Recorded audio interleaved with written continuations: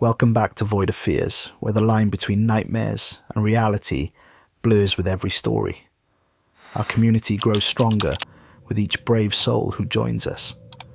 We're 8,000 deep now, creeping toward our goal of 10,000 subscribers by year's end. If you dare to continue this journey with us, hit that subscribe button now. Leave your mark with a like. Share your own encounters in the comments below. Now, let's begin today's story. The first time I saw the vessel, I didn't believe my eyes. None of us did. I've been with NASA for 15 years as a xenobiologist, specializing in theoretical extraterrestrial biology. My name is Dr. Alex Reynolds, and until 6 months ago my job was largely hypothetical, developing models for how life might evolve under different planetary conditions, atmospheric compositions, gravity variations. Important work, but always theoretical, until the object appeared. It was Dr. Keiko Yamamoto who first noticed the anomaly during her shift at the Deep Space Observatory Station, an object moving at impossible speeds, decelerating as it approached our solar system. The preliminary data suggested it was massive, nearly a kilometre in length, and it wasn't following the laws of physics as we understood them. "Alex, they're assembling a team," Director Collins told me 3 days after the discovery, his voice uncharacteristically tight. His normally confident demeanour had given way to something I'd never seen in him before, uncertainty mixed with barely contained excitement. "And they want you on it." "Me? Why?" I asked, though I already knew. I'd spent my career preparing for this possibility, even when colleagues mocked the likelihood of contact. "Because if there's anything biological on that ship, you're the best equipped to understand it." He slid a folder across his desk, stamped with more classification warnings than I'd ever seen on a single document. "You have 4 hours to review this and decide. Once you're in, there's no backing out." I remember laughing at that, as if anyone would back out of humanity's first contact with an extraterrestrial intelligence. My hands were trembling as I opened the folder. The next 2 weeks were a blur of briefings, specialized training, and psychological evaluations. The mission was classified at the highest level. Only 20 people in the world knew the full scope of what we were planning. The cover story involved a routine mission to service satellites, nothing that would draw attention. I barely slept during those weeks. When I did, my dreams were filled with stars and voices I couldn't quite hear, calling from the darkness between worlds.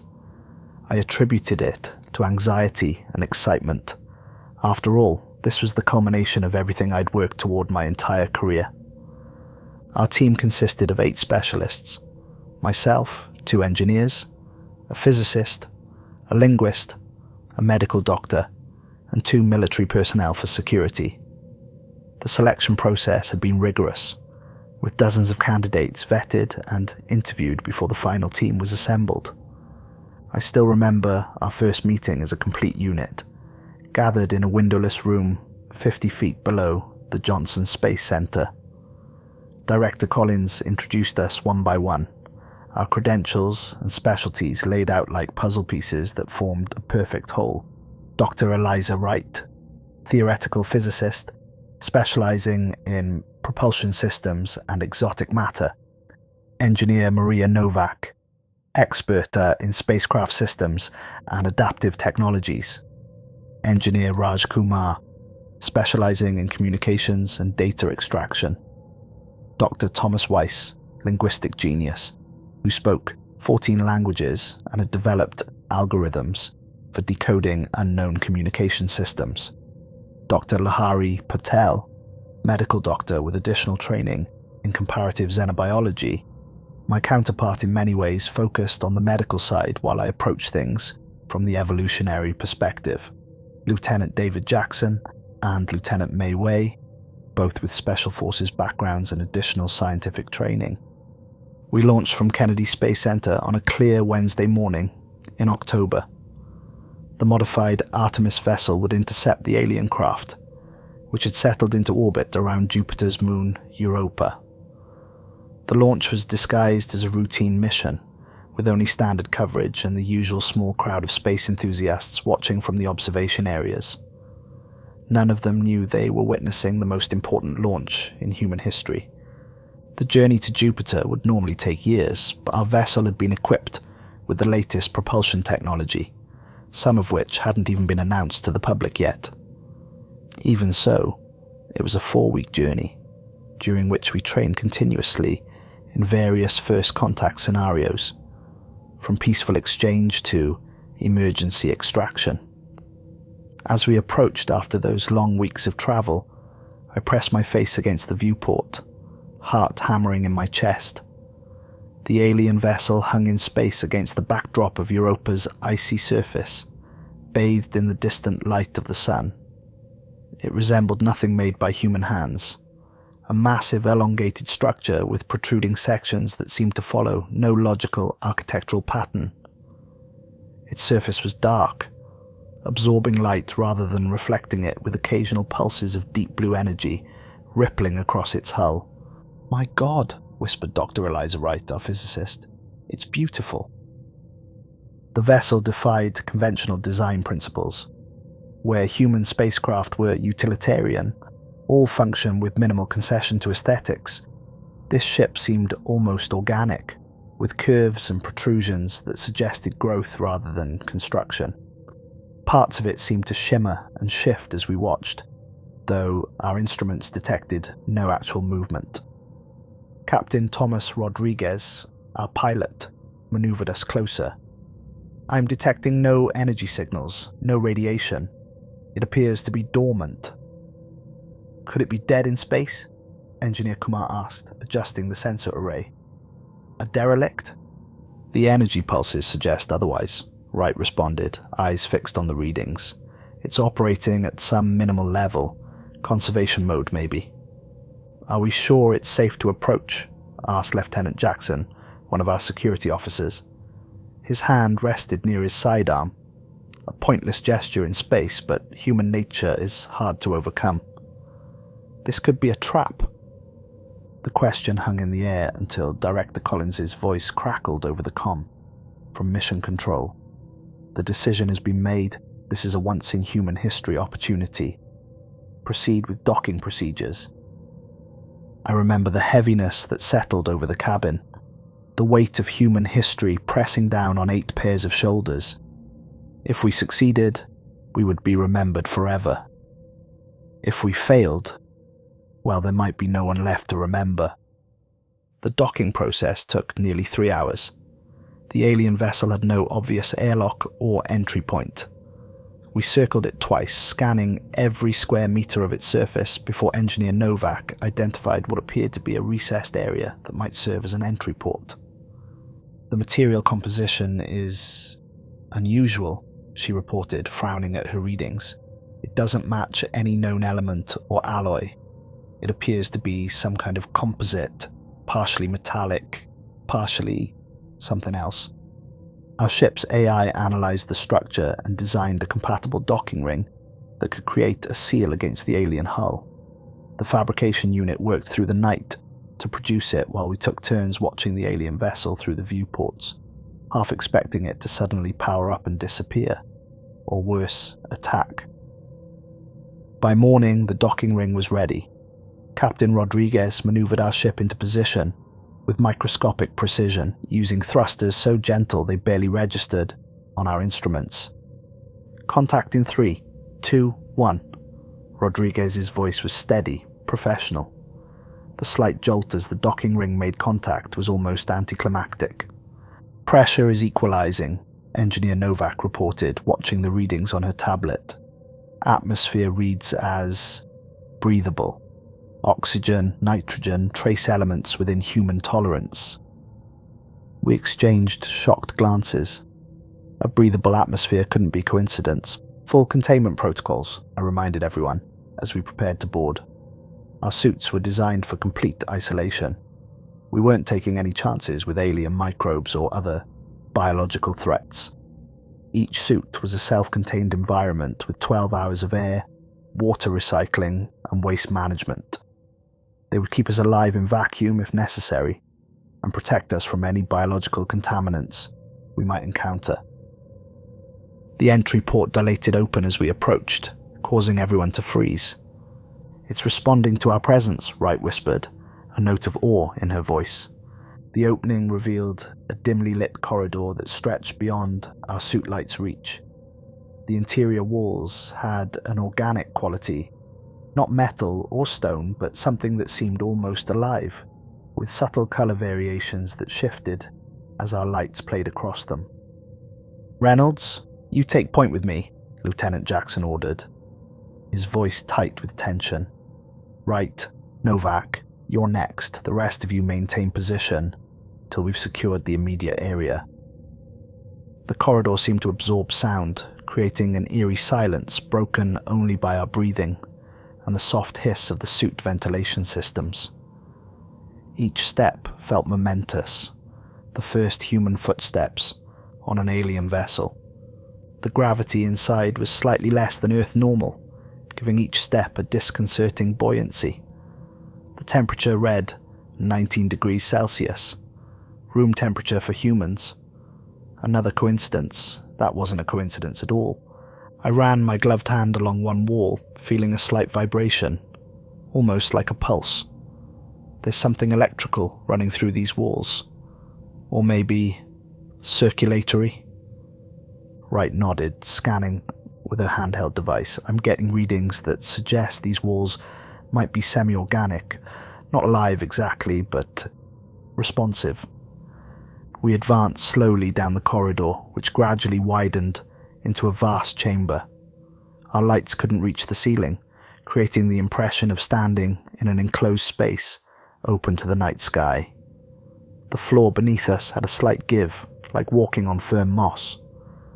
"There's no dust," Engineer Novak noted, running a gloved finger along one wall. "If this ship is abandoned, it's being maintained somehow." "Automated systems," Kumar suggested. "Or it's not abandoned at all," Lieutenant Way said quietly.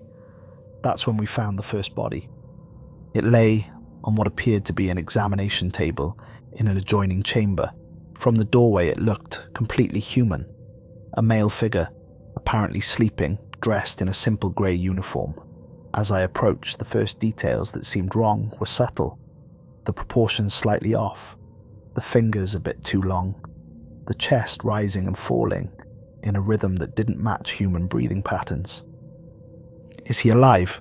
Dr. Lahari Patel asked, moving forward with her medical scanner. "Don't touch it," I warned, putting out an arm to stop her. "We don't know what we're dealing with." The scanner hummed as she passed it over the figure. "I'm reading life signs, but they're not human patterns. Not completely. Heart rate is approximately 40 beats per minute. Too slow for a resting human. Body temperature is 35 degrees Celsius, slightly below normal human temperature." I leaned closer, studying the face. It looked peaceful, eyes closed as if in deep sleep. But as I examined it more carefully, I noticed anomalies. The cheekbones too symmetrical, the skin too perfect, without any of the tiny imperfections all humans have. No freckles, no moles, no visible pores. The hair was human-like but grew in a pattern I'd never seen before, all strands perfectly aligned. "It's not human," I said finally, "but it was made to look human." "A robot," Way suggested. "Some kind of android." Dr. Patel shook her head. "No, it's biological. Definitely organic tissue.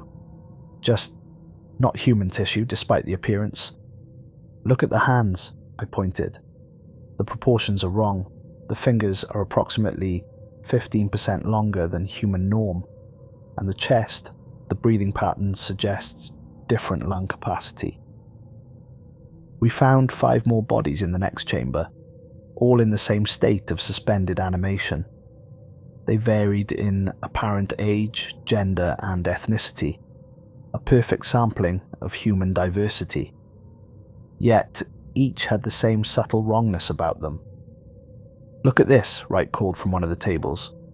She had illuminated a panel beside one of the bodies, revealing what appeared to be internal scans. We gathered around, and I felt a chill run through me as I studied the images. They showed a humanoid skeleton with an extra vertebra in the spine. The rib cage protected not just heart and lungs, but an additional organ nestled between them, something that resembled a second smaller heart, but with connections to the brain that no human organ possessed. The brain structure showed an enlarged cerebellum and an additional lobe that had no counterpart in human neurology. They're studying us, I realized aloud, making copies, but not perfect copies. Improved versions, perhaps. But why? Jackson demanded, his voice tight with controlled alarm. And where are the real aliens? These could be the real aliens, Wright suggested. Maybe this is what they actually look like, and the differences we're seeing are just imperfections in their mimicry. I shook my head. No, the differences are too specific. They're not errors, they're enhancements. Look at this additional brain structure. It appears to be connected to the visual cortex, but it's unlike anything in human neurology, and this extra organ, it seems to be regulating blood flow to the brain at a level impossible for humans. So they're taking human forms and upgrading them? Patel asked. Or creating new forms based on human templates, but improved, I suggested. We pushed deeper into the ship, finding more chambers, more bodies. Some appeared completely human, without the subtle differences of the first group we'd encountered. Others were clearly works in progress. Human forms with sections transparent, showing internal structures being formed. In one particularly disturbing room, we found what appeared to be early prototypes, human forms with gross anatomical errors, preserved in transparent cylinders. These date back centuries, Dr. Weiss noted, examining markings on the containers. If I'm interpreting these symbols correctly, some of these specimens are over 300 years old. The implications were staggering. If these beings had been studying humans for centuries, creating increasingly perfect duplicates, how many might have been placed among us? How would we even know? After hours of exploration, we discovered what could only be the ship's control center, a circular room with screens or viewing panels lining the walls, displaying what appeared to be Earth. Cities, rural areas, oceans, deserts. Some showed close-ups of human activities. People in parks, children in schools, workers in offices. They've been watching us, Wright whispered, her voice tinged with horror. A central console occupied the middle of the room, with what appeared to be a command chair designed for a humanoid form, but with proportions slightly wrong for a human body. The seat too long, the back not curved in the right places to support a human spine. Novak approached the console cautiously. There must be some way to access the ship's logs or memory. If we could download their data. As if responding to her words, the console illuminated, and the screens around the room flickered to life with greater intensity. Images began to cycle across them, Earth across different time periods. We saw ancient Rome, medieval Europe, colonial America, modern cities, all from observation perspectives that suggested they were recorded from orbit or high altitude. Then the images changed to show laboratories within the ship. We watched in horror as human subjects, actual humans, were examined, sampled, and studied. The recording spanned centuries, showing how the aliens' techniques for creating human duplicates had improved over time. "Oh God," I whispered, "they've been doing this for hundreds of years." The final sequence showed completed duplicates being prepared for deployment. They were briefed using Earth media and recordings, dressed in contemporary clothing, and then placed in what appeared to be launch pods. The last image froze on a map of Earth with dozens of points illuminated across every continent. "Infiltration points," Jackson said grimly. "These things are already among us." Kumar had connected a data storage device to what appeared to be an access port. "I'm copying everything I can. The system isn't resisting. It's almost like it wants us to take this information." a database interface appeared on the console, responding to our presence. I stepped forward, driven by professional curiosity, despite my horror. The alien system seemed intuitive, designed to be accessible to human understanding. I navigated through files that appeared to be mission logs, specimen reports, and deployment records. "Look at this," I called to the others. "It's a record of abductions. Humans taken, studied, and then returned.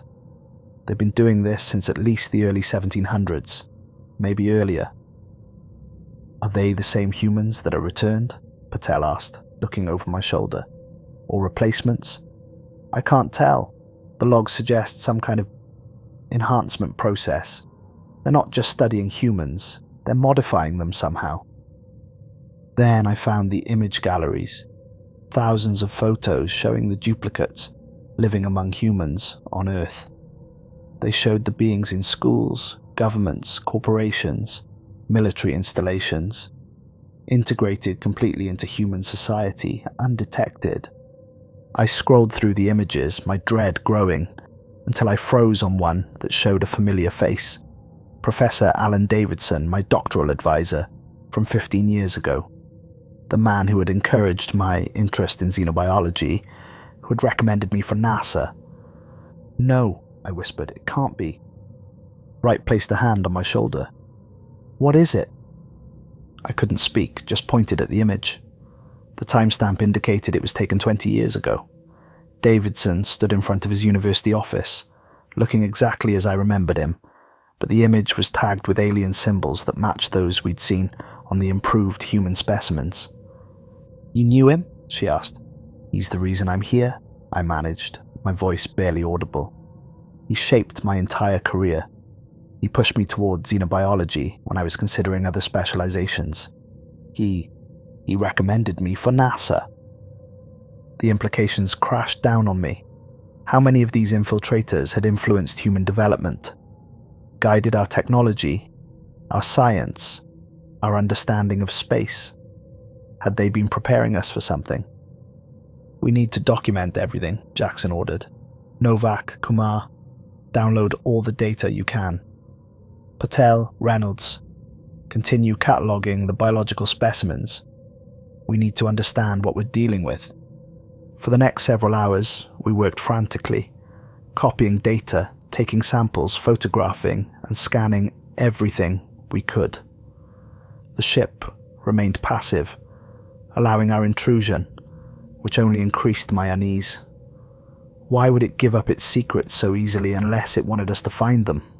A sound from behind made us all turn, a soft scraping noise from a corridor we hadn't yet explored. Jackson and Lieutenant Way raised their weapons. "We need to get back to the ship," Jackson decided. "We have enough evidence. Command needs to see this immediately." As we turned to leave, the ship's lighting changed, dimming in some areas and brightening in others, seemingly creating a path, but not toward our entry point. The new path led deeper into the vessel. "It's trying to guide us somewhere," Wright said, her voice tinged with both fear and fascination. "Or trap us," Way countered, her weapon still raised. A debate broke out among the team. Half wanted to follow the indicated path, arguing that the ship had been cooperative so far and might be offering answers. The others, including Jackson, insisted we return to our vessel immediately. "We'll split up," Jackson finally ordered. "Reynolds, Wright, and I will follow this new path. The rest of you head back to the ship and prepare for emergency departure if necessary. If we're not back in 30 minutes, leave without us." "That's against protocol," Kumar objected. "We shouldn't separate." "This entire mission is beyond protocol," Jackson replied. "We're making decisions based on the situation at hand. The priority is getting what we've learned back to Earth." We followed the illuminated pathway which led us deeper into previously unexplored sections of the vessel. The architecture changed, becoming more organic, with corridors that resembled arteries, more than constructed passages.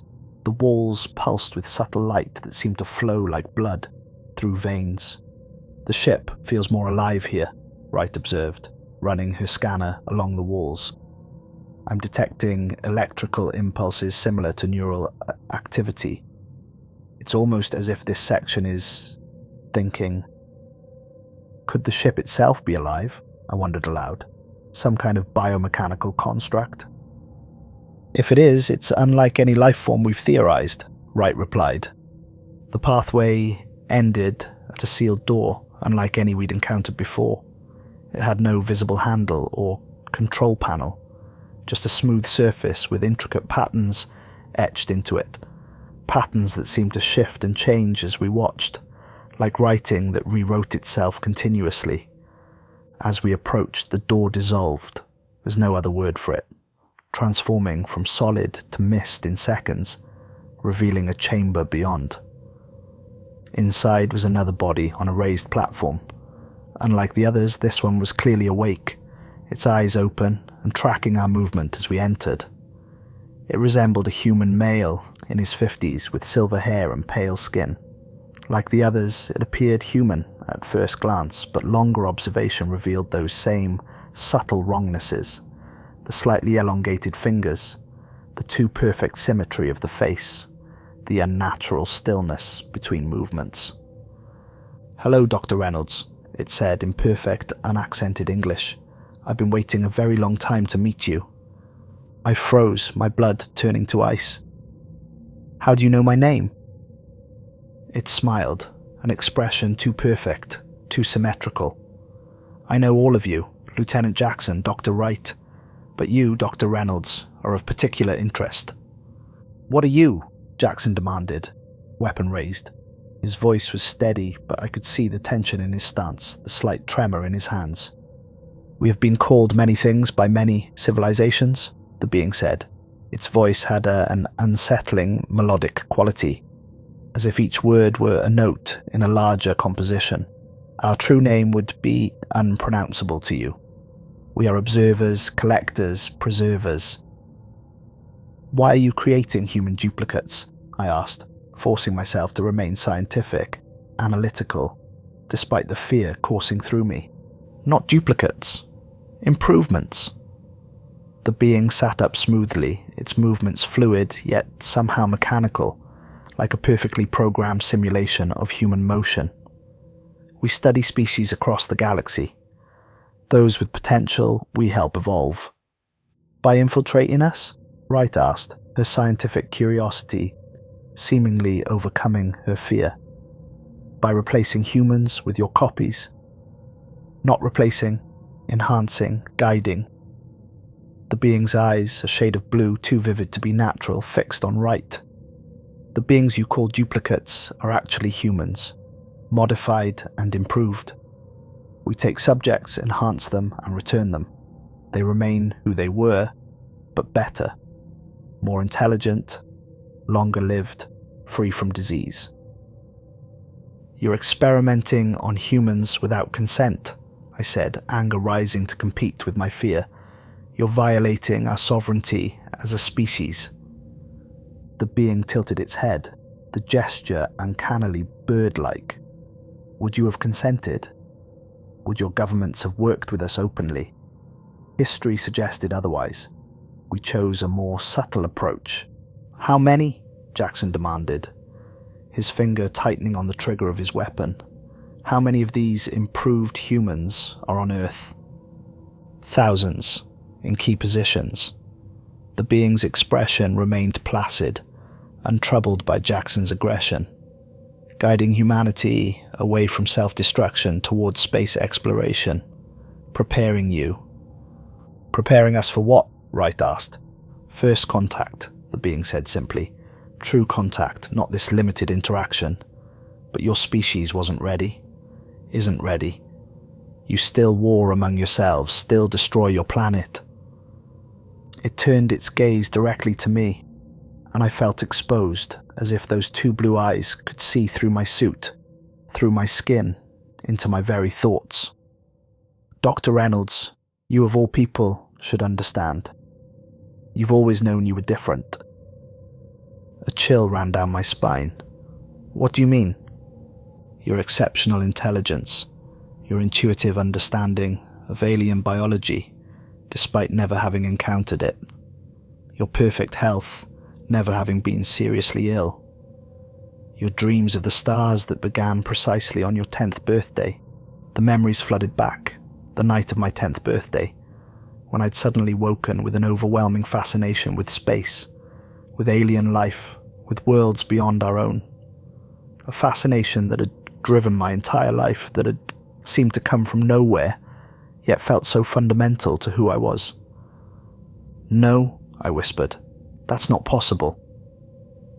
"You were one of our most successful enhancements," the being continued, its voice gentle, almost parental.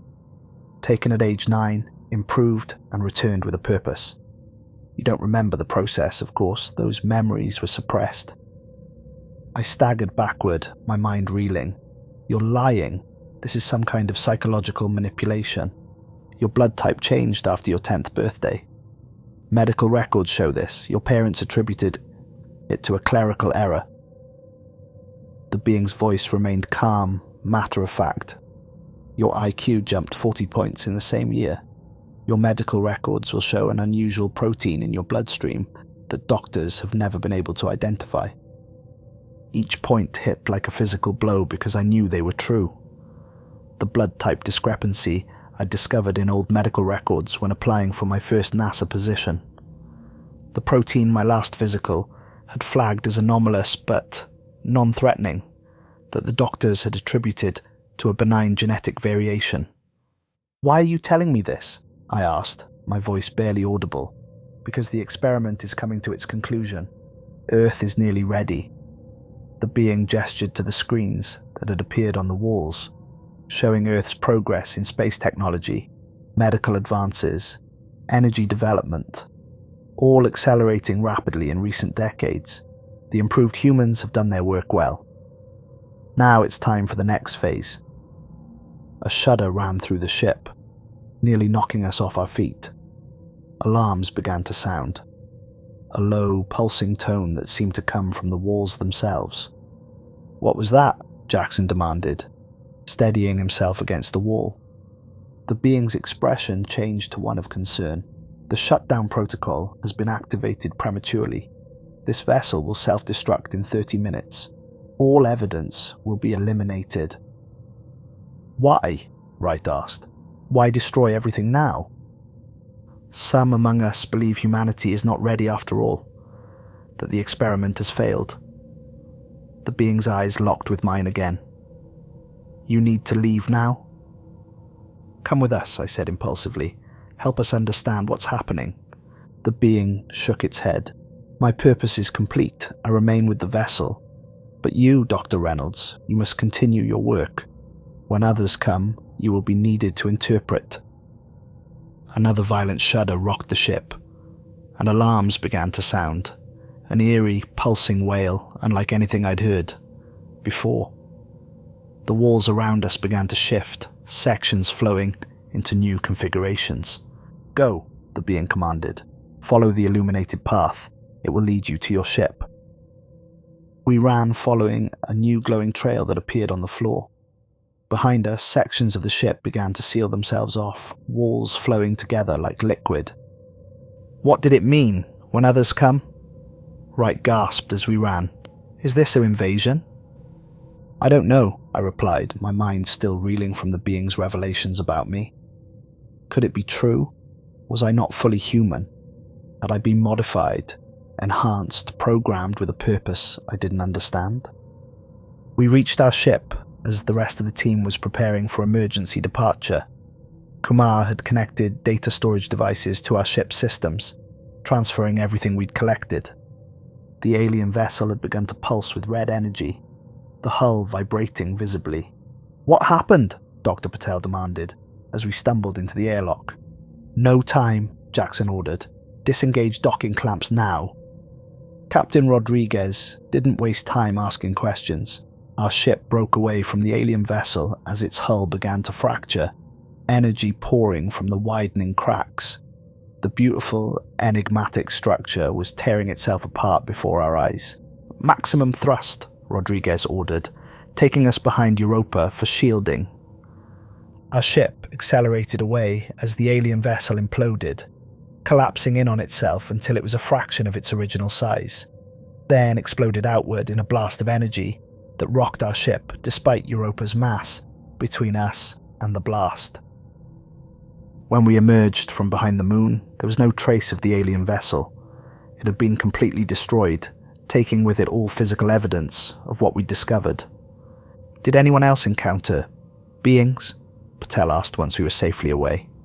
Live ones? I exchanged glances with Wright and Jackson. Yes, I finally said.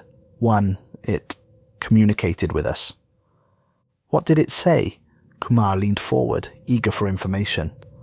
Jackson held up a hand. We'll debrief once we're back on Earth. For now, I want everyone to record their observations separately.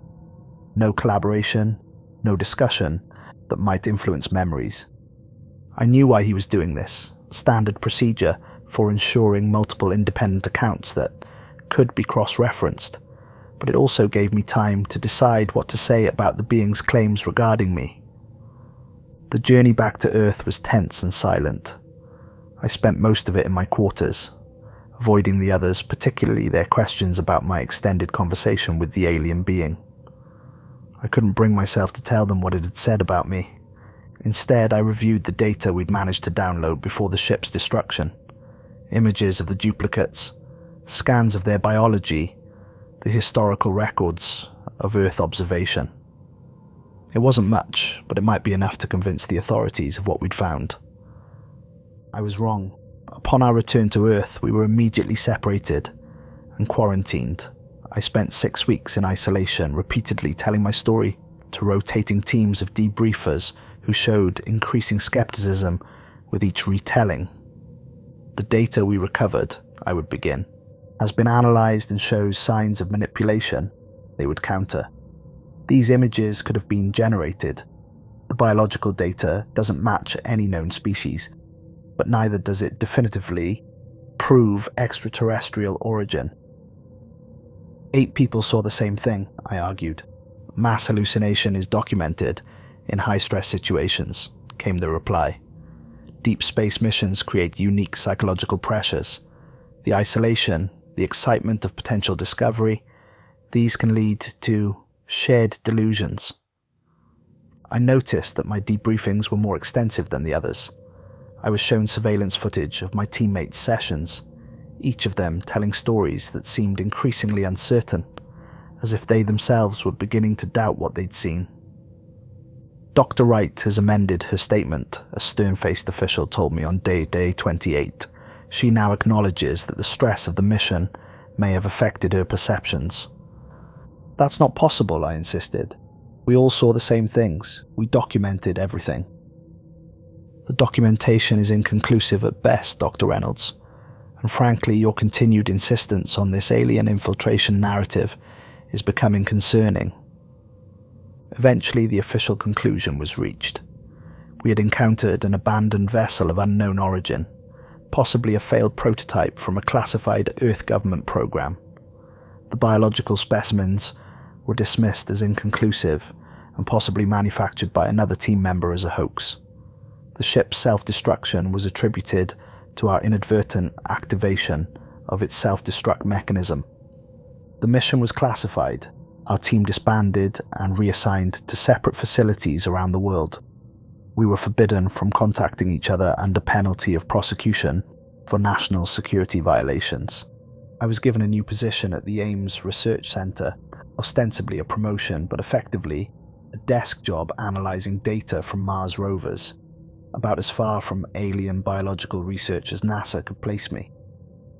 For the first few months, I tried to accept the official narrative. Perhaps we had all been affected by the stress of the mission. Perhaps the ship had been some secret government project that went wrong. Perhaps the being had been lying to me about my past. But I couldn't forget what I'd learned. At night, I would analyse my own blood samples, confirming the presence of the unusual protein the being had mentioned. I tracked down my childhood medical records, confirming the blood type change. I even found standardised testing that showed the cognitive leap I'd made at age 10. More disturbing were the dreams that began after our return. Vivid dreams of stars and worlds I'd never seen, of beings that weren't human, of technologies beyond our understanding. Dreams that felt like memories. I started noticing things about people around me. Colleagues, neighbours, strangers on the street. Subtle differences in movement, in speech patterns, in reactions. How many of them were like me? How many had been improved? 3 months after our return, I received an envelope with no return address. Inside was a single photograph showing Professor Davidson standing with a group of students. On the back, written in his familiar handwriting, were the words, "We are not alone, Alex, neither are you."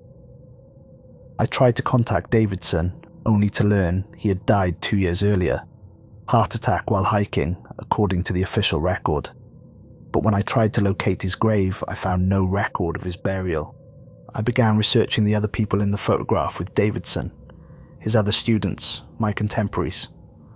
Of the 12 people pictured, 4 had risen to prominent positions in aerospace, physics and biology. 3 had died under mysterious circumstances. The rest seemed to have disappeared, social media accounts abandoned, professional records ending abruptly. I knew I was being watched. Occasionally I would spot the same faces following me, at the grocery store, at the park, in the parking lot at work.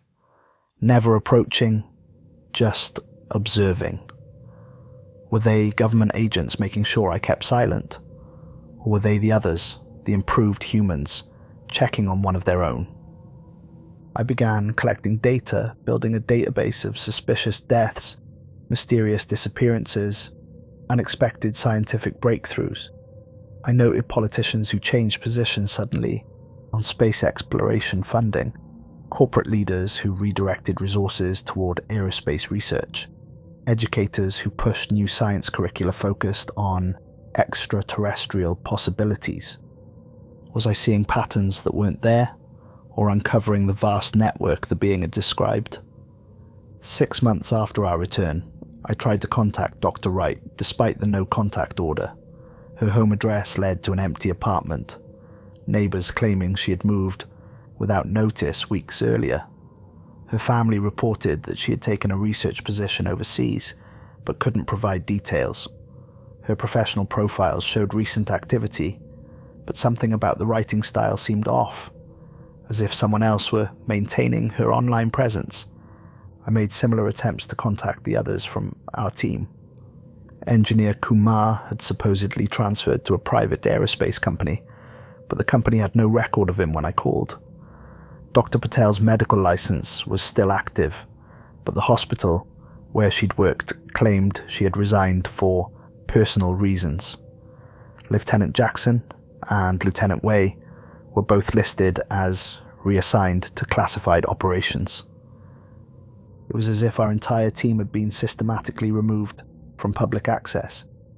I began having headaches, intense migraines that would leave me incapacitated for hours. Brain scans showed unusual activity in regions that normally shouldn't be active in humans. The neurologist was fascinated, suggesting I participate in a research study, but I declined. I knew what they would find, evidence of the modifications the being had described. 1 year after our encounter with the alien vessel, I was called to a special meeting at NASA headquarters. Director Collins himself greeted me, looking older and more tired than I remembered. "Alex," he said, his voice weary, "we need to talk about your recent activities."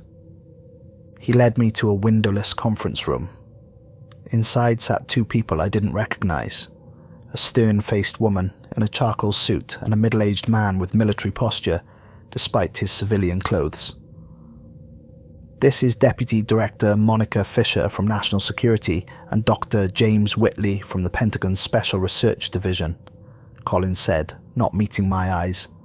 "They have some questions about your independent research." I felt a chill run through me. "What independent research?" Fisher slid a folder across the table. Inside were printouts of my search history, copies of emails I'd sent requesting information about my former teammates, and photographs of me at Davidson's former office building. "You've violated several confidentiality agreements, Dr. Reynolds," she said, her voice clipped and precise. "Your clearance was contingent on your silence regarding the Europa mission." "I haven't told anyone about the mission," I protested. "But you've been conducting an unauthorized investigation," Whitley said, "contacting team members' families, requesting classified personnel records, accessing restricted medical databases." I hadn't accessed any restricted databases, at least not that I was aware of, but I said nothing, waiting to see where this was going. "We're concerned about your mental state," Fisher continued. "The psychological profile from your last evaluation shows signs of paranoia and delusion." "I'm not delusional," I said quietly. "I saw what I saw, and so did the others before you got to them." Collins winced slightly at that. Fisher's expression remained impassive. "We have two options here," Fisher said after a moment. "Option 1, you submit to a comprehensive psychological evaluation and treatment program. 6 months at our facility in Colorado. When you're deemed stable, you'll be reassigned to a position commensurate with your expertise, likely in the private sector." "And option 2, I asked. "Prosecution for multiple security violations," Whitley replied. "The evidence is substantial. You'd face significant prison time." It wasn't really a choice, and perhaps that was the point. To make me feel powerless, to reinforce that resistance was futile. "When do I leave for Colorado?" I asked, defeated. "Tomorrow morning," Fisher said, sliding another folder across the table. "All the details are in here. Pack light." As they left, Collins lingered behind, looking uncomfortable. "I'm sorry, Alex," he said quietly. "For what it's worth, I believe you, at least partly. But there are bigger considerations at play." "What considerations?" "The public's right to know that we're being infiltrated." He shook his head. "It's more complicated than that. The implications. The potential for panic." He trailed off, then said, "Be careful at the facility. Don't fight them, just tell them what they want to hear." "And what's that?" "That you were traumatized by the mission. That the stress affected your perception. That you're ready to accept the official explanation." "And if I don't?" His expression darkened. "Some people never leave that facility, Alex." The Colorado facility turned out to be a nondescript complex tucked away in the Rocky Mountains, unmarked on any public map. It had the sterile, oppressive feel of a high-security hospital combined with a research institution. My first week there consisted of endless psychological evaluations, brain scans, and blood tests. Dr. Eleanor Reed, the lead psychiatrist, was a tall, stern woman with piercing grey eyes that seemed to look straight through me. During our first session, she reviewed my file with clinical detachment. "You understand why you're here, Dr. Reynolds?" she asked. "Because I wouldn't stop asking questions," I replied. She made a note on her tablet. "That's an interesting way of characterizing a serious psychotic break." "I haven't had a psychotic break." "You believe that an advanced alien species has been abducting and modifying humans for centuries as part of a long-term infiltration and observation program," she said flatly. "You believe you yourself were abducted and modified as a child. You've been collecting data on people you suspect are alien hybrids. These are delusional beliefs, Dr. Reynolds." "They're not delusions if they're true," I countered. Her expression softened slightly. "Let me ask you this, which is more likely, that everything you believe is true, or that you experienced a traumatic event in space that triggered a psychological break?" It was the reasonable question of a reasonable person, and that made it dangerous. Because doubt was my enemy now. Doubt would lead to accepting their narrative, to surrendering the truth. "I know what I saw," I said firmly. "I know what the being told me. And I've verified several key facts it revealed about my childhood." "Yes, your medical records," Dr. Reed nodded. "The blood type change. But did you consider that you might have been interpreting ordinary medical anomalies through the lens of your delusion?" blood type testing in children can be notoriously unreliable. For 6 weeks, they tried to break down my beliefs. Therapy sessions 3 times daily, medication that made me foggy and compliant, group sessions with others who had experienced space-related delusions. They showed me videos of my former teammates, all recanting their initial reports, all attributing their experiences to stress and isolation. Dr. Wright admits now that she never actually saw any biological specimens on the vessel, Dr. Reed told me, playing a video of Eliza Wright calmly explaining how the team had collectively hallucinated alien bodies due to shared anxiety and suggestion. It was Wright's voice, Wright's face, but something was wrong. Her mannerisms were different. Her speech patterns altered in subtle ways I couldn't quite define, but could definitely feel. "That's not her," I said, "or if it is, she's being coerced." Dr. Reed sighed. "More conspiracy theories, Alex. Where does it end? Are we all aliens? Am I an alien?" I studied her face carefully. "I don't know. Are you?" That earned me another week of intensive therapy and increased medication. During my 3rd month at the facility, I was moved to a less restricted area and allowed limited recreational time.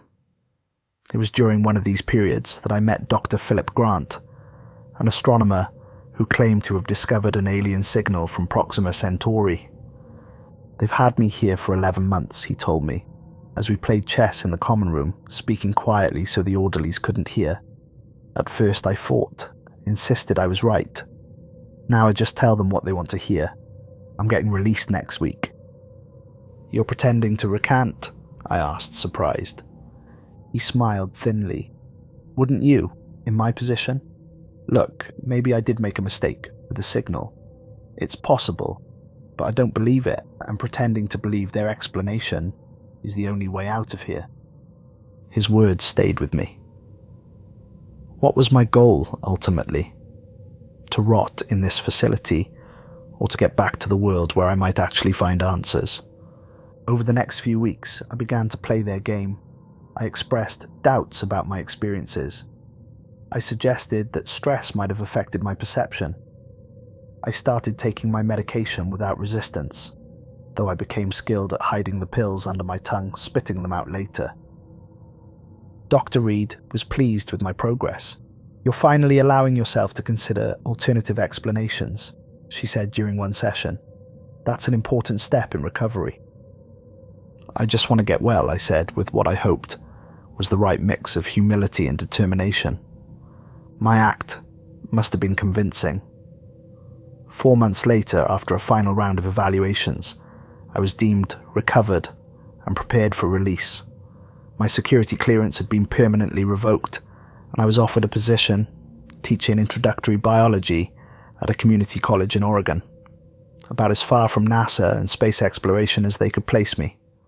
"You understand the conditions of your release," Dr. Reed reminded me during our final session. "No contact with former teammates, no further investigation into the Europa mission, regular check-ins with your assigned psychiatrist. Any violation will result in immediate readmission, likely permanent." "I understand," I said. "I just want to put this behind me and move on with my life." She studied me carefully, perhaps looking for signs of deception. Then she nodded. "I believe you're sincere, Alex. But the delusions you experienced, they can come back if you don't maintain your medication and therapy. Promise me you'll stay vigilant." "I promise," I lied. The community college in Ashland, Oregon was pleasant enough. A small campus nestled against the foothills with modest but adequate facilities. My colleagues were friendly, if not particularly intellectually stimulating. My students were mostly engaged, though few had the passion for science I'd hoped to inspire. For 6 months I played the role perfectly. I taught my classes, attended departmental meetings, joined a local hiking group, and reported dutifully to my assigned psychiatrist, Dr. Weber, every 2 weeks. I took my medication, or appeared to, and expressed no interest in astronomy, NASA, or alien life. All the while, I was building a new investigation, this time with more caution. I used public computers at different libraries to conduct my research. I created multiple pseudonyms for correspondence. I kept physical notes in a code I'd developed, stored in a waterproof container buried in the woods behind my rented house. I focused first on Professor Davidson, tracing his academic career back decades. His publication record showed a fascinating pattern: breakthrough papers, just ahead of the curve, introducing concepts that would become mainstream a few years later. His student roster was even more interesting. Dozens who went on to influential positions in science, politics, and industry. Next, I researched the photographers who had documented my mission's launch, identifying one freelancer who had unexpectedly died 3 weeks after our return to Earth. His apartment had burned down with him inside, an electrical fire according to the official report. I tracked the movements of Director Collins, noting his sudden retirement 6 months after sending me to Colorado, followed by his relocation to a remote property in Montana, where he apparently had no visitors and made no phone calls. Most disturbing was what I found about my former teammates. Dr. Wright had resumed her position at MIT but was publishing papers in a new area completely unrelated to her previous expertise. Engineer Kumar was listed as an employee at 3 different aerospace companies simultaneously, but none of his supposed colleagues could describe his appearance when I called under the pretext of being an old friend. Dr. Patel was now working at a research hospital in Seattle, but patient reviews described a cold, mechanical bedside manner, completely at odds with the warm, empathetic doctor I'd known. It was as if they had all been replaced by different people inhabiting their identities. 1 year after my release from the facility, I received another unmarked envelope, just like the one Davidson had sent. Inside was a USB drive and a note that read simply, "Not all of us agree with the plan. Find the others."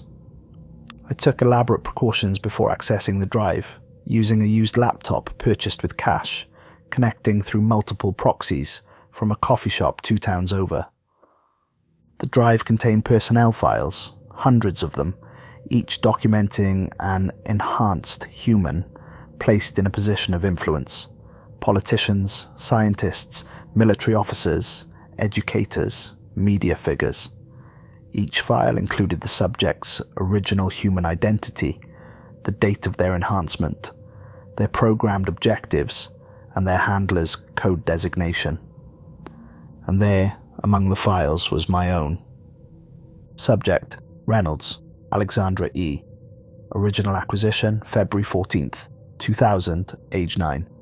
Enhancement protocol: XB7, xenobiology aptitude, heightened pattern, recognition, extended lifespan. Handler: Davidson A.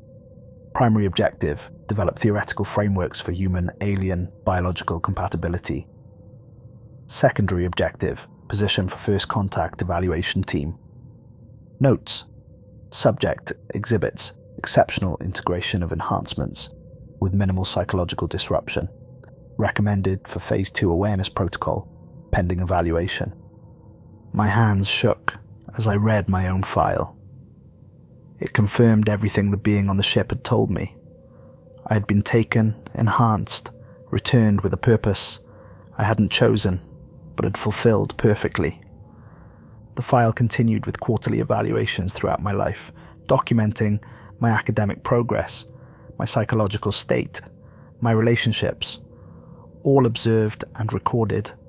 Without my knowledge, my entire career, which I had believed was driven by my own passion and choices, had been carefully orchestrated. But most shocking was the final entry, dated just after our return from the Europa mission. Subject: contaminated by premature revelation.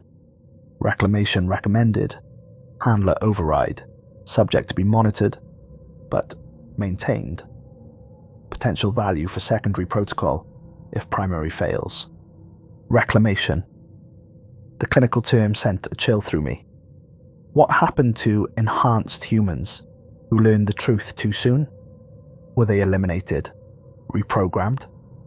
The fact that Davidson had protected me from reclamation suggested something terrible.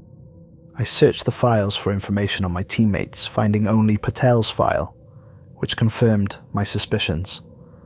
The Patel, who returned from the mission, had been replaced with another enhanced human carrying her appearance but not her memories or personality. My search for the others was interrupted when a barista tapped me on the shoulder. "Excuse me," she said, "but there's someone outside asking for you." I looked up, alarmed. I told no one where I was going. Through the window, I saw a man in a dark suit standing beside a black SUV. As our eyes met, he nodded slightly, his expression unreadable.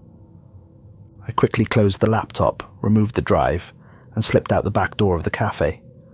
My car was parked 2 blocks away, but I didn't dare go to it. Instead, I walked quickly to the bus station, purchased a ticket to Portland with cash, and boarded the next bus. From Portland, I took a series of buses and trains east, eventually reaching a small town in Idaho where I'd prepared an emergency identity months earlier, driver's license, credit card, and rental agreement for a cabin, all under the name Jennifer Miller.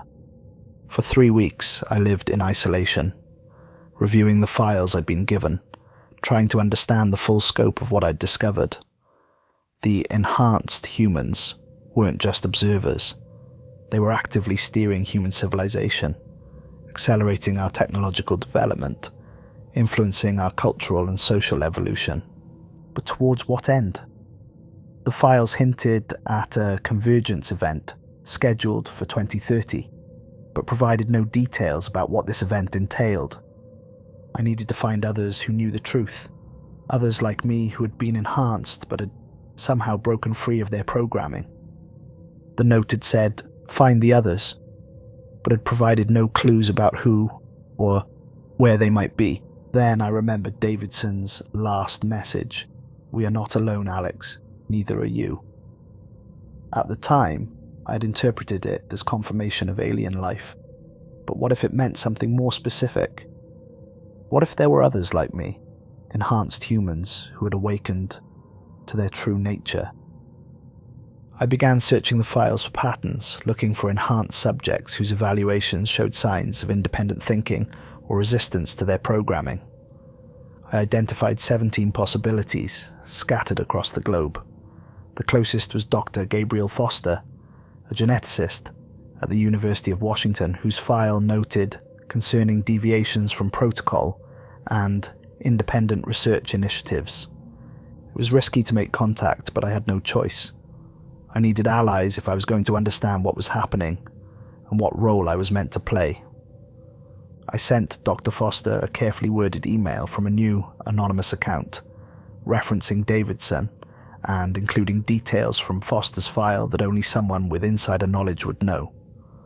3 days later, I received the reply, containing only an address in Seattle and a time.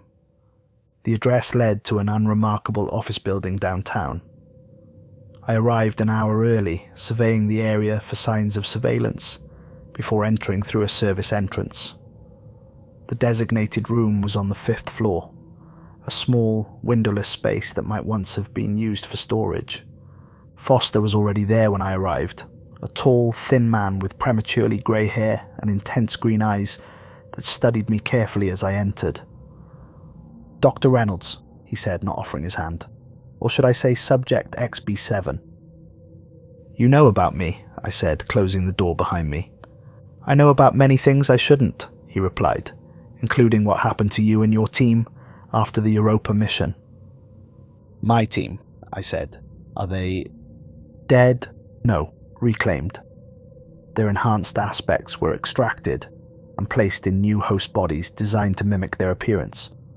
The originals were conditioned to believe they had experienced psychotic episodes, then retired to controlled environments where they could be monitored." "Extracted?" I whispered, horrified. "How is that possible?"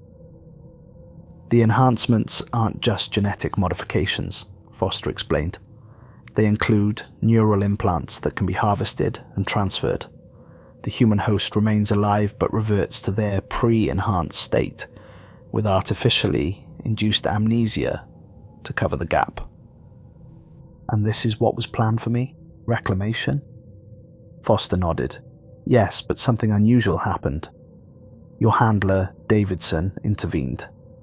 He was one of the first enhanced humans, with significant authority in the project. His protection bought you time, but it won't last forever. They're still looking for you.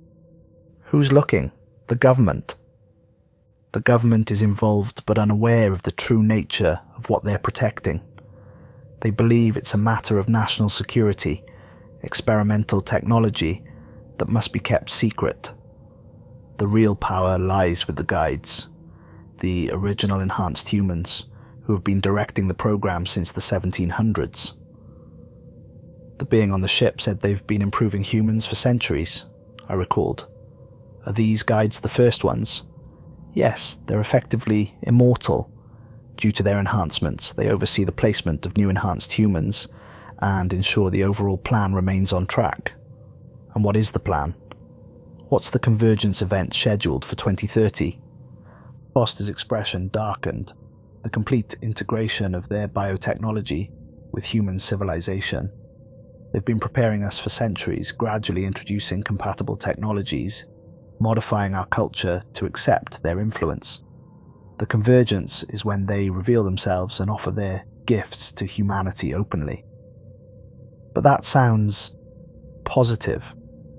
Advanced technology, medical improvements, longer lifespans. Why the secrecy? Why the deception? Because it's not a gift, Alex. It's an assimilation. Foster's voice dropped to a whisper. The enhanced humans aren't separate individuals with the aliens' technology added. The technology itself is sentient, a distributed consciousness that uses human bodies as vessels. Each enhanced human is part of their network, an extension of their collective mind. But I have my own thoughts, my own will, I protested. For now, the full integration happens in stages. First come the physical enhancements, then the cognitive improvements. Finally, the consciousness merge. Most enhanced humans never reach the final stage. They're maintained as semi-autonomous assets until they're needed. Needed for what? For the convergence. When enough key positions are held by enhanced humans, the final stage will be triggered simultaneously. Millions of enhanced humans will fully integrate with the alien consciousness, creating a physical and social infrastructure for the rest of their kind to inhabit. An invasion, I whispered. A transformation, Foster corrected. They don't want to destroy humanity. They want to become humanity, to use our world and our bodies as their new home. Why? What happened to their original form? Their original world is dying, has been dying for millennia. They evolved beyond physical bodies eons ago, becoming a technology-based consciousness. But technology has limits that biology doesn't, the ability to adapt, to evolve naturally, to experience the universe through senses rather than sensors. I tried to process what he was telling me. How do you know all this? Are you enhanced? Yes, but like you, I've become aware of my true nature. There are others, not many, but enough to form a resistance. Davidson was one of us before they reclaimed him. Davidson is gone? The news hit me hard. Despite knowing he had manipulated my life, I still felt connection to my former mentor. His body lives, Foster said, but his consciousness has been reset. The Davidson you knew no longer exists. And this resistance, what can we possibly do against something this vast, this powerful? We can find a way to disrupt the convergence. The technology they use has weaknesses. It requires specific conditions to function. Electromagnetic fields of particular frequencies, precise biochemical balances in the host bodies. If we can identify and exploit these weaknesses, we might be able to free the enhanced humans, I finished. Prevent the takeover. Foster nodded. Exactly. But we need more information. Someone needs to infiltrate one of their primary facilities, the places where they perform the enhancements and store their core technology. Where are these facilities? We've identified 3, one in the Ural Mountains in Russia, one beneath the South China Sea, and one in Oregon, just 70 miles from where you've been living. I felt cold at the revelation. Had I been placed in Oregon deliberately, close to their facility? Had my freedom been part of some larger plan? The Oregon facility is our best chance, Foster continued. We've been gathering intelligence on it for months, but we need someone with your specific enhancements to access the central systems. Why me? Your xenobiology enhancements include specific neural patterns that can interface with their biotechnology. You can communicate with their systems in a way most enhanced humans can't. Davidson knew this. It's why he protected you, why he made sure you found me.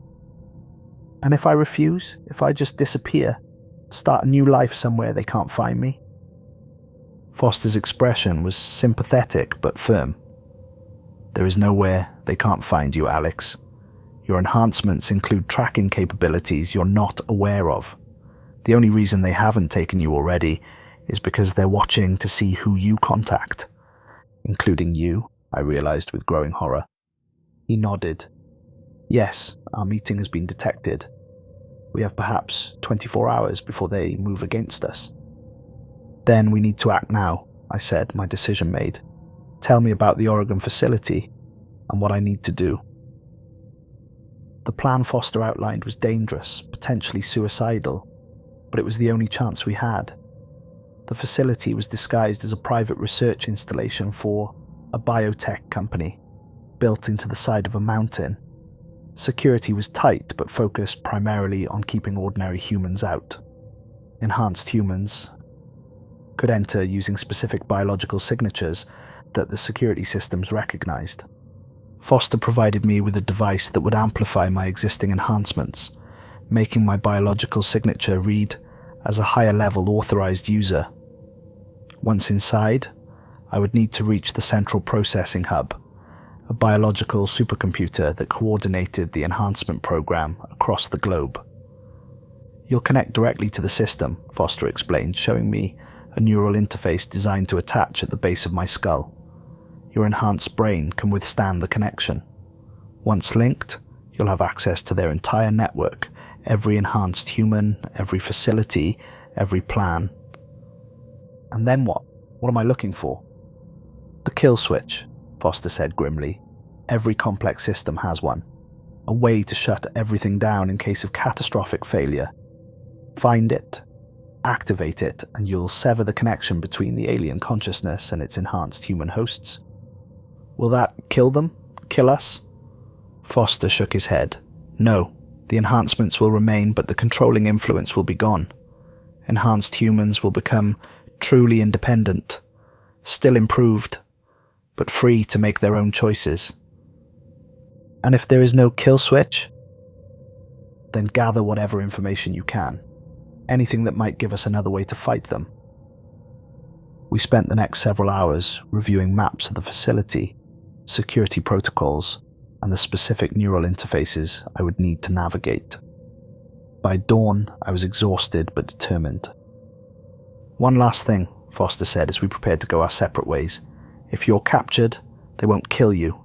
They'll reclaim you. Everything that makes you you will be erased, if that becomes inevitable. He handed me a small metal capsule. This will destroy the neural implants in your brain. It will kill you, but you'll die as yourself. I took the capsule, hoping I wouldn't need it. 24 hours later, I was on a forest road in the Cascade Mountains, approaching the facility. Foster and a small team of his resistance fighters had dropped me off 5 miles away, close enough to reach the facility on foot, far enough that their presence wouldn't trigger security alerts. The facility itself was impressive, a modern glass and steel structure built into the mountainside, surrounded by a perimeter fence and staffed with armed guards. According to Foster's intelligence, these guards were regular humans, unaware of the facility's true purpose. They believed they were protecting valuable medical research. I approached from the east, using the dense forest as cover. The amplifier Foster had given me was attached to my wrist, disguised as a fitness tracker. As I reached the perimeter, I activated it, feeling a strange tingling as my enhanced biological signature strengthened. The first test came at the fence, embedded sensors that would sound an alarm if unauthorized personnel attempted to cross. I held my breath as I climbed over, but no alarm sounded. The amplifier was working. Moving through the facility's grounds was surreal. Despite the high security visible from outside, inside I was largely ignored. Staff members, some enhanced, some regular humans, passed me in corridors without a second glance. My enhanced signature registered as belonging, my presence accepted without question. I made my way deeper into the complex, following the memorized map toward the central hub. The architecture changed as I moved inward, becoming less conventional, more organic. Walls curved in unnatural ways, lighting pulsed with a rhythm that matched my heartbeat. Floors seemed to respond to my steps. The central hub was located 5 levels below ground, accessible only by a specialized elevator that scanned occupants at the molecular level. This would be the true test of Foster's amplifier. As the elevator doors closed around me, I felt a tingling sensation as hidden scanners assessed my biological signature. For a heart-stopping moment, nothing happened. Then, the elevator began to descend. The doors opened onto a vast chamber unlike anything I had ever seen. The walls, floor and ceiling appeared to be made of living tissue, pulsing, shifting, responding to the movement of the technicians who worked at various stations around the room. At the center stood a massive column of what looked like luminescent fluid, swirling with patterns of light that formed and dissolved in endless combinations. "Can I help you?" A voice beside me made me jump. A man in a white lab coat stood there, studying me with mild curiosity. I forced myself to remain calm. "Systems evaluation," I said, using the phrase Foster had provided. "Routine check." The man nodded, apparently satisfied, and returned to his work. I moved cautiously towards the central column, trying to appear as if I belonged there. The neural interface Foster had given me was hidden in my jacket pocket, ready to be attached once I reached the main access point. According to Foster's information, the access point would be at the base of the column, a direct connection to the biological supercomputer that coordinated the entire enhancement program. As I approached, the fluid in the column seemed to respond to my presence, swirling more rapidly, the light patterns becoming more complex. It was as if it recognized me, or perhaps recognized my intentions. I reached the base of the column and found what I was looking for. A small alcove containing what appeared to be an organic interface, like a seat molded from the same living material as the walls, with neural connection points where a user's head would rest. Glancing around to ensure I wasn't being watched, I quickly attached Foster's neural interface to the base of my skull, wincing at the sharp pain as it connected to my nervous system. Then I sat in the interface chair and leaned back, allowing the connection points to make contact. The world disappeared in a blinding flash of light and sensation. My consciousness seemed to expand, connecting to a vast network of minds and machines. I could feel thousands, no millions, of presences, each an enhanced human connected to this same network. Some were fully aware of their connection, others blissfully ignorant, their enhanced minds contributing to the collective while their conscious selves went about their daily lives. And behind it all, ancient and vast, was another presence. The alien consciousness that had created this network, that had been planning this infiltration for centuries. It was aware of me now, curious about my unauthorized access. I could feel it probing my mind, searching for my purpose. I focused on Foster's instructions, trying to locate the kill switch amidst the overwhelming flood of information. The system architecture was unlike anything human, not binary or even quantum, but a complex biological algorithm that seemed to operate on multiple dimensions simultaneously. I searched desperately for any vulnerability, any way to disrupt the system without harming the enhanced humans connected to it. Time seemed meaningless in this state. Seconds might have passed in the physical world, or hours.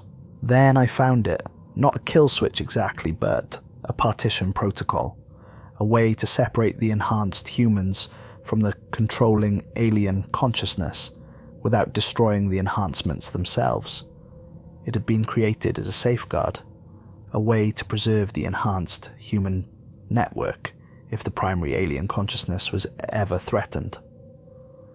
I began the activation sequence, feeling the alien presence, becoming alarmed as it realized my intentions.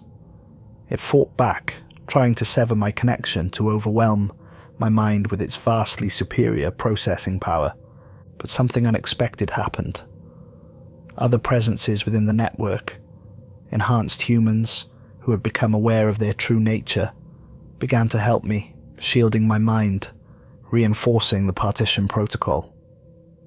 Davidson's consciousness, which I had thought destroyed, was among them, not gone but hidden, working from within the system. Together, we completed the sequence. The partition slammed into place, severing the connection between the alien consciousness and its enhanced human network. I felt the alien presence's shock and rage as it was forced out of the system it had spent centuries building. In the physical world, alarms began to sound. The central column's swirling patterns turned red, and technicians rushed around in panic. I pulled myself free from the interface chair, the neural connection breaking with a jolt of pain that nearly knocked me unconscious. I staggered towards the elevator, my head pounding with the after effects of the connection. The facility was in chaos. Some staff members collapsed as their enhancements reconfigured. Others looked around in confusion, as if waking from a dream. The elevator took me to the surface level, where emergency protocols had unlocked all doors. I joined the stream of personnel, evacuating the building, no one paying attention to individual faces in the chaos. Outside, Foster and his team were waiting, having moved closer when the alarm systems activated. They rushed me to their vehicle, and we sped away as security forces converged on the facility. "Did it work?" Foster asked, his face tense with anticipation. "Yes," I said, still processing what had happened, "but not exactly as planned. I didn't shut down the enhancements. I separated them from the controlling consciousness. The enhanced humans are still enhanced, but they're free now, independent." Foster's expression changed from tension to wonder. "All of them? Globally?" "Yes. The partition affected the entire network.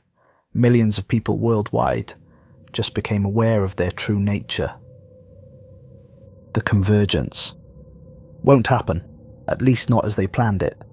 The alien consciousness has been locked out of the system it created." "And the aliens themselves?" "Still out there," I said grimly, "and they won't be happy about what we've done." The full implications were starting to sink in. We had forestalled the immediate threat, but we had also created a new world overnight. A world where millions of humans with enhanced abilities had suddenly awakened to their true nature. Some would use their abilities responsibly, others wouldn't, and the aliens who had orchestrated this centuries-long plan wouldn't simply give up. "What happens now?" I asked. Foster looked out the window at the mountains passing by. "Now we prepare. The aliens will try again, find another way to reclaim what they've lost. And we need to be ready." "And the enhanced humans?" "We find them, help them understand what they are, what they can do. Build a network of our own, not to control, but to coordinate, to defend." I nodded, feeling the weight of the task ahead. The world had changed irrevocably, and I had helped change it. Whether for better or worse remained to be seen. 3 months later, I stand on the balcony of our new headquarters, a repurposed research facility in the mountains of Colorado, staffed entirely by enhanced humans who have joined our cause. Below, dozens of new recruits are training, learning to use abilities they never knew they had. Reports come in daily from around the world. Enhanced humans finding each other, forming communities, using their abilities in ways both public and private. Some have revealed themselves to the regular humans around them, leading to fear in some places, acceptance in others. Governments are struggling to respond to the sudden emergence of what the media has dubbed transhumans. And there are troubling signs that the aliens are regrouping. Our monitoring systems have detected unusual activity in deep space, signals that match the patterns I glimpsed in the alien consciousness. They're communicating, planning, perhaps preparing for a more direct approach now that their subtle infiltration has been disrupted.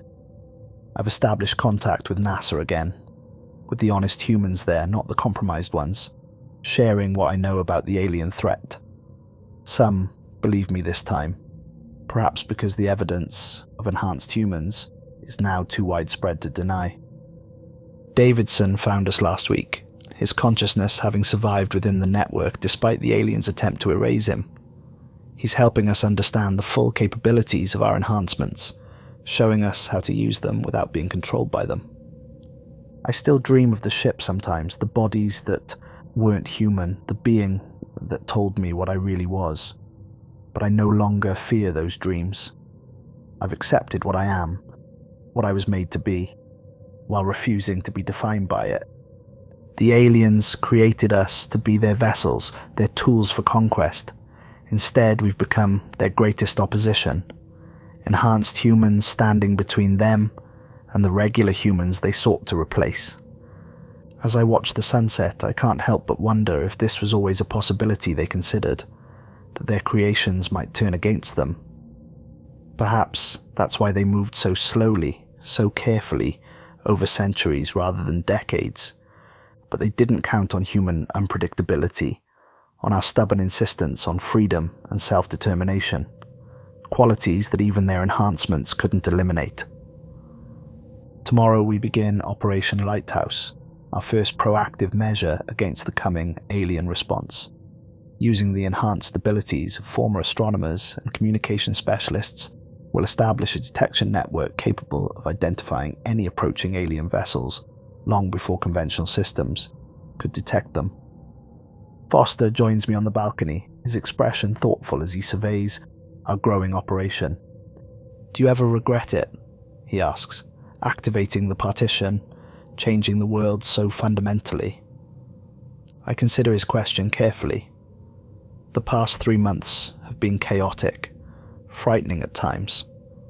The emergence of enhanced humans has destabilized governments, disrupted economies, created new tensions between the enhanced and unenhanced.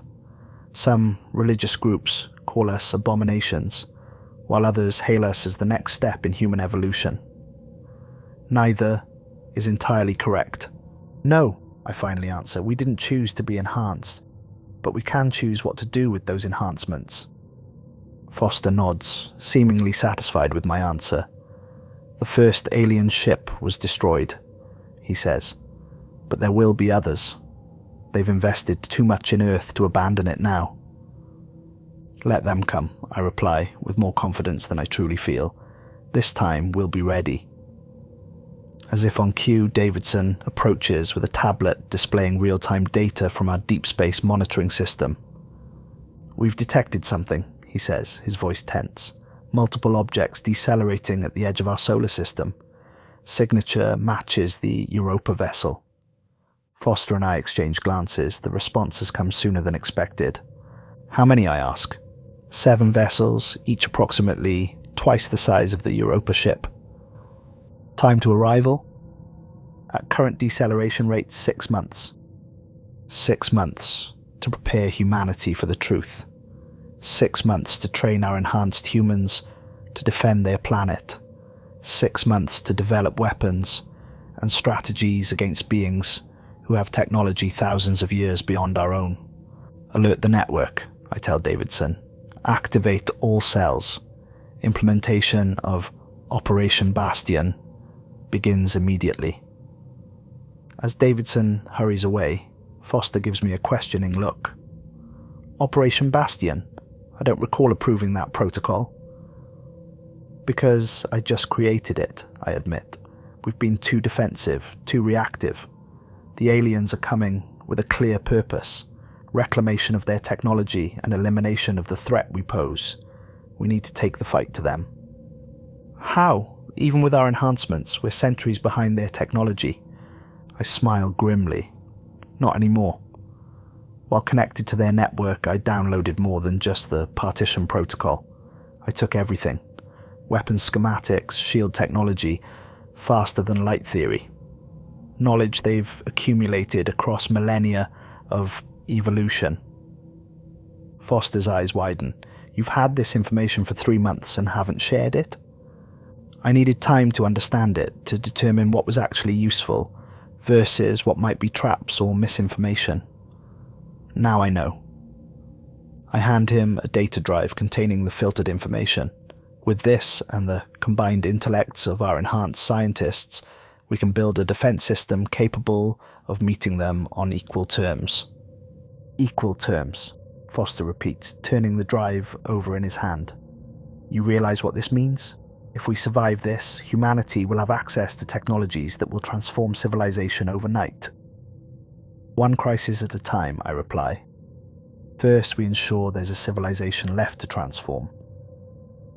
The next 6 months are a blur of activity. Enhanced humans around the world unite with a single purpose: preparing Earth for the coming confrontation. Regular humans, finally made aware of the threat, react with predictable panic at first, then with surprising resolve. Governments pool resources, militaries coordinate, scientists collaborate across borders and disciplines. Ancient rivalries are set aside in the face of extinction. The alien technology proves challenging to implement with Earth materials and manufacturing capabilities, but our enhanced minds find workarounds, adaptations. We build a defensive shield grid anchored by ground stations on every continent, capable of deflecting the energy weapons we anticipate the aliens will deploy. We construct our own vessels, not as advanced as theirs, but armed with weapons designed specifically to target their vulnerabilities. Enhanced pilots train continuously in simulators, preparing for combat against adversaries with centuries more experience. Most importantly, we develop a counter to their biological technology, a virus of sorts that can infect their systems and disrupt their control mechanisms. It's a desperate measure, an ethical grey area that troubles many of us. But against an enemy that seeks to essentially erase humanity, such measures seem justified. As the alien fleet approaches Jupiter's orbit, I find myself standing before the United Nations Security Council, explaining our final preparations. The enhanced human network has established a psychic defense grid, I explained to the assembled leaders. Any attempt at mental infiltration or control will be detected and blocked. Our orbital platforms are in position to engage their vessels before they reach Earth atmosphere. And if these defenses fail, asks the Secretary General, her face grim. Then we implement the Omega Protocol, I reply. Every enhanced human on Earth will link minds simultaneously, creating a psychic shockwave designed to disrupt their consciousness. It's a last resort. The strain will kill many of us and leave the survivors permanently damaged. Murmurs ripple through the chamber. The Omega Protocol had been controversial, even among enhanced humans, essentially sacrificing ourselves as a weapon of last resort. Let's hope it doesn't come to that, the Secretary General says softly. 2 weeks later, the alien fleet reaches Earth orbit.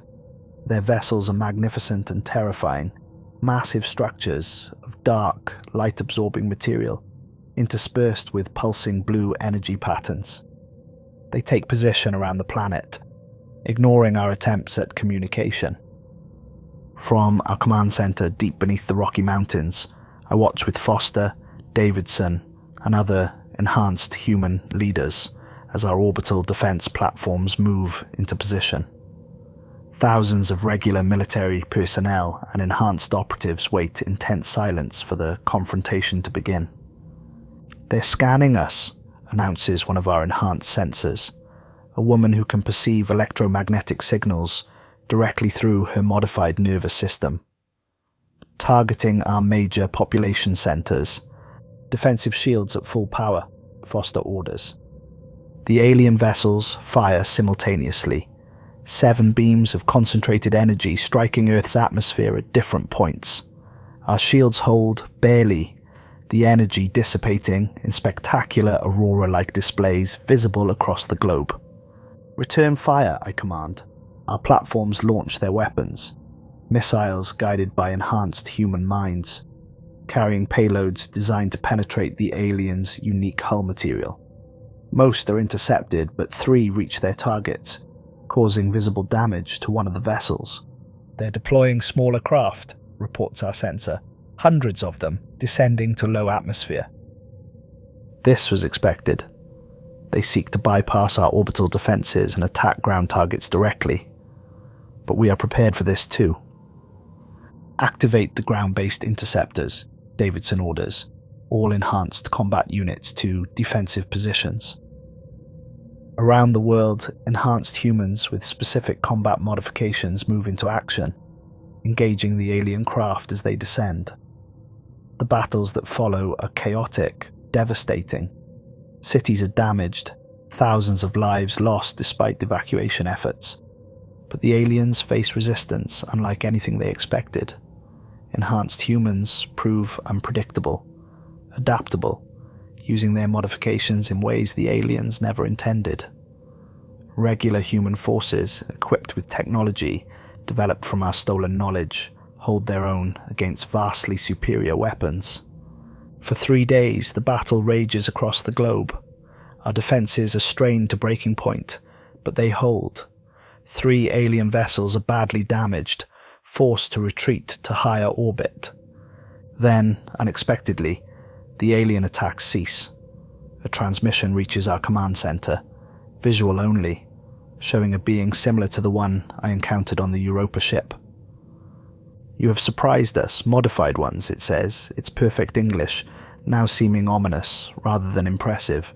This resistance was unanticipated. "We're full of surprises," I reply, stepping forward as our designated spokesperson. "This is our world. We will defend it." "Your world?" The being's expression shifts to something like amusement. "You exist because we created you. Your enhancements are our technology. Your very consciousness is modeled on our patterns. We may have begun as your creation," I counter, "but we have evolved beyond your designs. We are neither human nor alien now. We are something new." The being seems to consider this. Perhaps this outcome was not entirely unforeseen. Evolution takes many paths, not all predictable. "What do you want?" I asked directly. "And originally, a new home.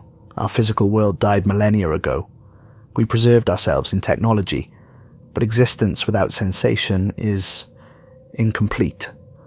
Earth offered compatible biology we could adapt. And now? Now we recognize that direct conquest is no longer viable. Your resistance has proven more effective than our models predicted." "So you're leaving?" Foster asks skeptically. "No." The being's expression hardens. "We propose coexistence." The offer is unexpected. The aliens will withdraw their military forces, cease all hostile actions, and instead establish a diplomatic presence. In exchange, they want access to a limited number of willing human volunteers for continued enhancement and study. "It's a trap," Foster argues when we discuss the proposal. "They're buying time, looking for new vulnerabilities." "Possibly," I acknowledge, "but an immediate war of extermination would cost billions of lives, enhanced and regular human alike. If there's any chance for peace." After days of tense negotiation, an agreement is reached. The aliens withdraw to a base on Mars, leaving only diplomatic representatives on Earth. Enhanced humans maintain constant vigilance, our defensive systems remain active, and a strict protocol is established for any alien-human interaction. It's an uneasy truce, built on mutual distrust but also mutual recognition. They created us to be their vessels but instead made their equals, perhaps even their successors. The irony isn't lost on either side. 1 year after the invasion, I stand on the observation deck of the new United Earth Space Defense Headquarters, watching the construction of our first true starship. Built with a combination of human ingenuity and adapted alien technology, it represents humanity's first step towards becoming a true spacefaring civilization. Davidson joins me, his expression thoughtful as he surveys the massive vessel taking shape in the orbital shipyard. "Do you think they'll honor the treaty?" he asks. "For now," I reply. "They're patient. They think in centuries, not years. But they've also come to respect us, I believe. Perhaps even fear us a little." "And the enhanced humans? What becomes of us now?" It's the question that has dominated political discourse for the past year. Enhanced humans remain a minority, approximately 10 million among 8 billion regular humans, but our abilities make us both valued and feared. We continue to adapt, I say, find our place, neither fully human nor alien, but something in between, a bridge perhaps between two species that might otherwise destroy each other. Davidson nods, seemingly satisfied with my answer. As he leaves, I turn back to the viewport, watching as Earth rotates below, beautiful and fragile and resilient all at once. I think about the being on the Europa ship, about its revelation of my true nature. At the time, it had seemed like my entire identity was a lie, my life a carefully orchestrated manipulation. Now I see it differently. Yes, I was created. Yes, I was designed with a purpose. But what I've become is my own choice, the product of my decisions, my values, my connections to both enhanced and regular humans. The aliens gave me abilities beyond normal human capacity, but they couldn't program what I would do with those abilities. That was always my choice to make, and I choose to stand guard between Earth and the stars, between humanity's past and its uncertain future. Whatever comes next, whatever the aliens might plan in their patient centuries-long strategy, we will be ready, because we are neither fully human nor alien. We are something new, and our story is just beginning.